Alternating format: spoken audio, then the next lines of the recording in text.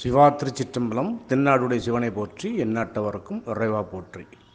திருவாசகத்தில் வருகின்ற திருப்பொன்னூசல். இந்த திருப்பொன்னூசல் அந்த இரவு நேரத்தில் எம்பெருமான் ஆலயத்தில் அந்த சிவபெருமான் பார்வதி தேவி இருக்கும் இடத்திற்கு செல்வார்.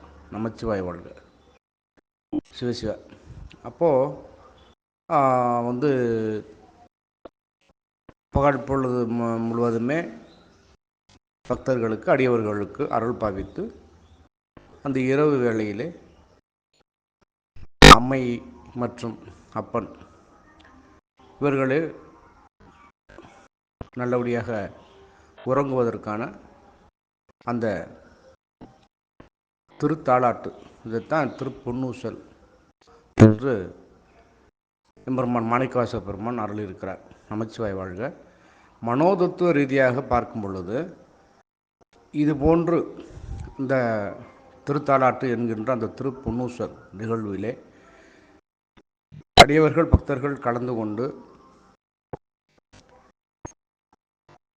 தமக்கு இருக்கின்ற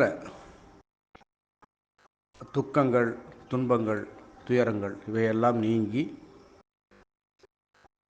இரவு நேரத்தை நாமும் நல்லபடியாக தூங்கி மறுநாளுக்கான அந்த வாழ்க்கை வழிபாட்டுக்கான முறைகளை மற்றும் வாழ்க்கையிலே நாம், அதாவது முதல் நாள் இரவு தூங்கி அடுத்த நாள் யாரெல்லாம் பார்க்கின்றோம், நாம் செய்யக்கூடிய பல விடயங்கள் இவையெல்லாம் நல்லபடியாக நடக்க வேண்டும். மேலும் தூங்கும் பொழுது கெட்ட கனவுகள் வரக்கூடாது.